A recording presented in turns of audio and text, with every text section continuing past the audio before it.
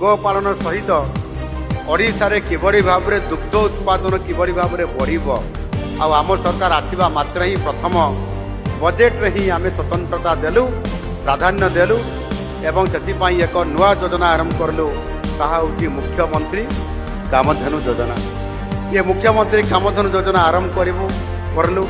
ଏହା ନିଶ୍ଚିତ ଭାବରେ ଆଜି ଦିନରେ ଏକ ଐତିହାସିକ ଯୋଜନା କରି ଅତ୍ୟୁକ୍ତି ହେବ ନାହିଁ। ଏହା ଯେଉଁମାନେ ଗୋପାଳକ ଭାଇ ଭଉଣୀମାନେ ଅଛନ୍ତି ତାଙ୍କର ଆୟରେ କେମିତି ବୃଦ୍ଧି ହେବ। ଆଉ ସେଥିପାଇଁ ଆମ ସରକାର 1400 କୋଟି ଟଙ୍କା ବ୍ୟୟ ଅଟକରେ ମୁଖ୍ୟମନ୍ତ୍ରୀ କାମଧେନୁ ଯୋଜନାକୁ ଇଏ ଆରମ୍ଭ କରିଲେ। ଏହି ଯୋଜନା ଆଗାମୀ 5 ବର୍ଷ ପର୍ଯ୍ୟନ୍ତ କାମ କରିବ ଏବଂ ପ୍ରାୟତଃ ଆମେ ଲକ୍ଷ୍ୟ ରଖିଛୁ ଯେ 15 ଲକ୍ଷରୁ ଉର୍ଦ୍ଧ୍ୱ ହିତାଧିକାରୀ ଏଥିରେ ଦୁଗ୍ଧ ଉତ୍ପାଦନ ପରିମାଣରେ କିଭଳି ଭାବରେ କାମ କରିବେ ଏବଂ ଉତ୍ପାଦନ ପରିମାଣକୁ 2 ଗୁଣ କରି ବୃଦ୍ଧି କରିପାରିବେ।